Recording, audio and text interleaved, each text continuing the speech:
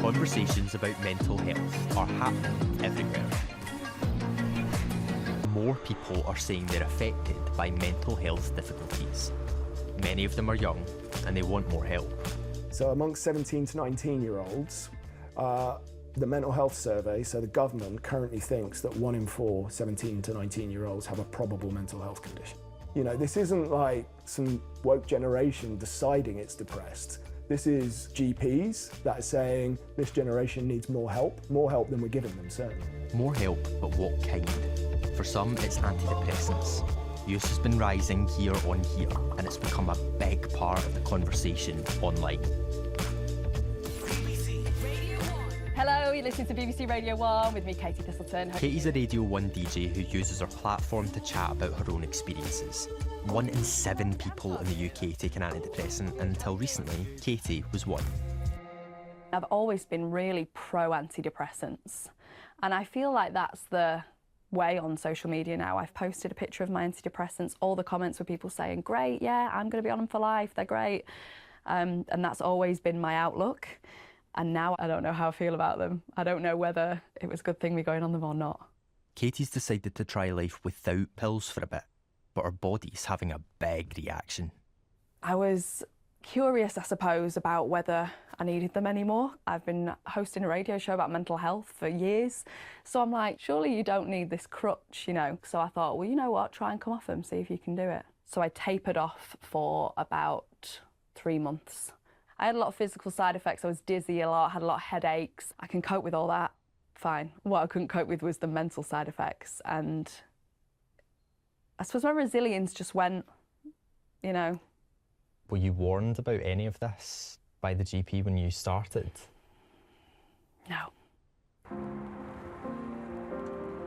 Side effects when you're on antidepressants have been known about for years, but it's the conversation before you start them that I'm interested in.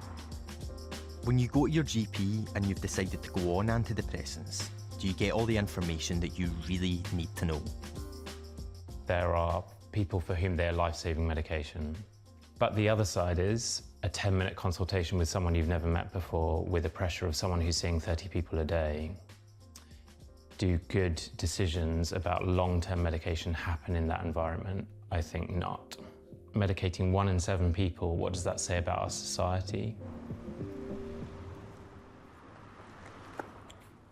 So these are the leaflets that you get inside the boxes. We've got sertraline and citalopram, which are both SSRIs, which are the most commonly prescribed antidepressant in the UK. Side effects should be somewhere. Yep. Like insomnia, dizziness, sleepiness, headache, ejaculation failure, fatigue, depression. Well, They're supposed to treat depression. How many people actually sit and read through these leaflets? We've spoken to over 100 people the past month who have been on antidepressants, and the vast majority of them say that they didn't know the extent of some of these side effects or how tricky and personal some of them could be. One of those people is comedian Elliot Brown. He started antidepressants when he was 14, and like any good stand-up, he's found a way to play it for laughs. So I looked on like the pamphlet that you get in the box, and there was stuff I was expecting, like headaches and stuff. I was like, fine. And then further down there was failed ejaculation, and below that was delayed ejaculation. How am I meant to know if it's failed or just delayed? Am I going to be hooking up with someone and it looks like I've come early and I have to go, wait, that's from yesterday? Is it a difficult conversation to have with a sexual partner? You kind of have to address it. There's been times when, you know, can I say it takes a while to come? Yeah, it can take some time. And then, yeah, with your partner who you're with, sometimes, you know, that thought is because I don't like find them attractive enough, and then that's the point where you have to kind of be honest with them and be like, I'm on antidepressants, this is one of the side effects of antidepressants. And to be honest, some partners don't mind that you take a little bit longer. Not always a complaint. Do you notice a difference when you're taking antidepressants versus when you're not taking antidepressants in your sex drive? In terms of sex drive, yeah, it's a lot higher when I'm off them. But you feel that that's a sacrifice that is worth it? Yeah, I don't think I'd be here without them. Wow, okay. Yeah, I think it's more important to kind of want to be here and be with your loved ones than kind of get lucky occasionally. Or for me, very rarely. For Elliot, the trade-off is worth it. For many others, it's not. This is Connor, but that's not his real name. Like Elliot, he says he wasn't warned about potential side effects by his GP, with catastrophic results. Antidepressants have had a profound impact on his sex life. So the first side effect was total genital numbness. Right. My penis completely lost sensation. It's hard to talk about this stuff, so Connor has asked us to shield his identity. I stopped taking sertraline almost 12 months ago, and I still have numbness in my genitals. I'm basically asexual. I have no attraction to the opposite sex. When I considered myself to be a depressed person, I had a very healthy sex life. We know that kind of 1 in 2 people with depression will have some difficulty with sex. But we also know if you give medication to people, so you give antidepressants, there's evidence that up to 8 in 10 people suffer from sexual difficulties with medication. When did you start noticing the side effects? Within 48 hours. The problem for me is that these effects have persisted for 12 months after stopping taking sertraline. What Connor is describing is known as PSSD, or Post-SSRI sexual dysfunction. PSSD isn't recognised as a medical condition by the NHS, but these are just some of the thousands of people who say they suffer from it, and they say support for them is limited. It has completely devastated my life, frankly. I always wanted a family, I always wanted a stable relationship.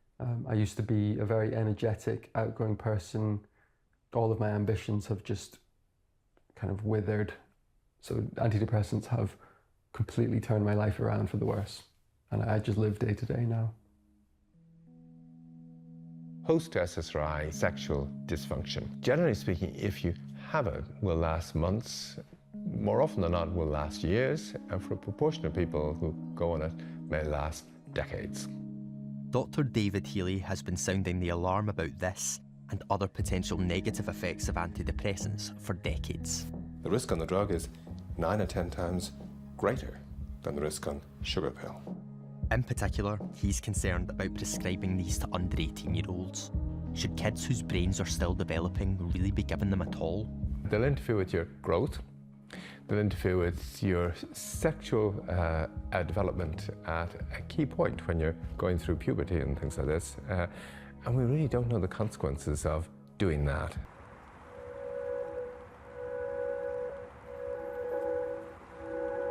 Clearly, side effects when you're on antidepressants can come as a real shock, but coming off them can be just as tricky.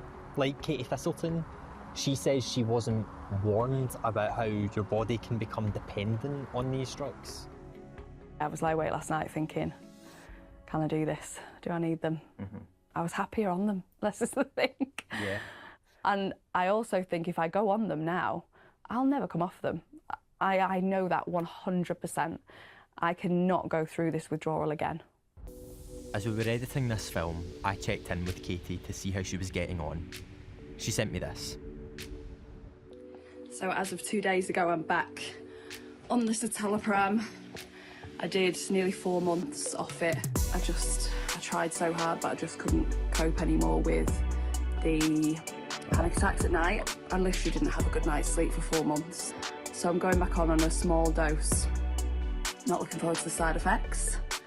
Hoping that I don't get any new ones. Hoping that they affect me the same as they did last time, because actually I was really good on them once the side effects had gone away. So yeah, that's where we're at. But remember, if you're thinking of changing or coming off your medication, speak to your doctor first.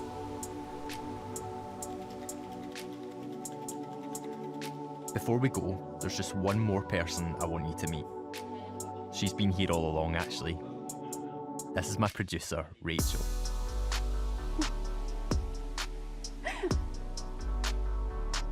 So I have been on citalopram for 12 years now. and I'm 30, which means that I was 18 when I started.